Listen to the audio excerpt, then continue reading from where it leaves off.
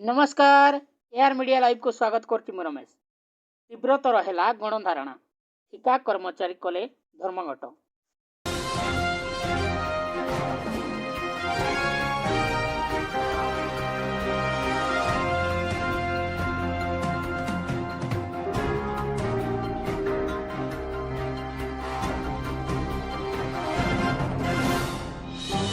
एभली अभावनीय दृश्य देखा मिली केन्दुझर सदर महकुमा जिलापाल ऑफिस सामने अद्यावधि तारीख 17/1/2025 ठारू विभिन्न दाबी नहीं मेडिकल ठिका कर्मचारी माने जिलापाल ऑफिस सामने गणधारण बसी।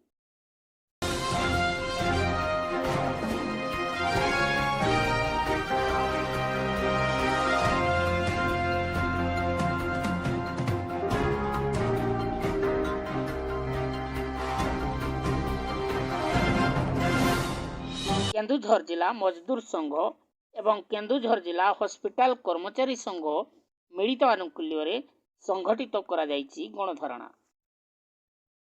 एही गणधारणा दाबी पूरण न हेबा पर्यंत चलिबो।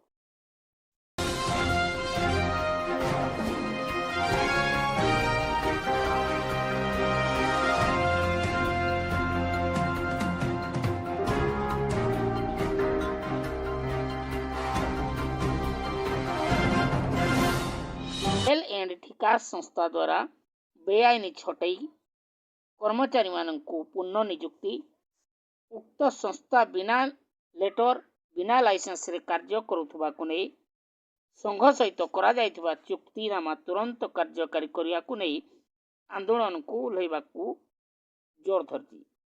एतद व्यतीत समान काम को समान दरमा पारामेडिकल स्टाफ माननकु समान काम को समान वेतन प्रदान करा जाऊ एवं हड़प करा जायथिबा ईपीएफ और पीएफ टंका को तुरंत फेरस्त करा जाऊ उक्त दाबी रे गणधारणर तीव्र रूप देखिया पाई मिलुछि।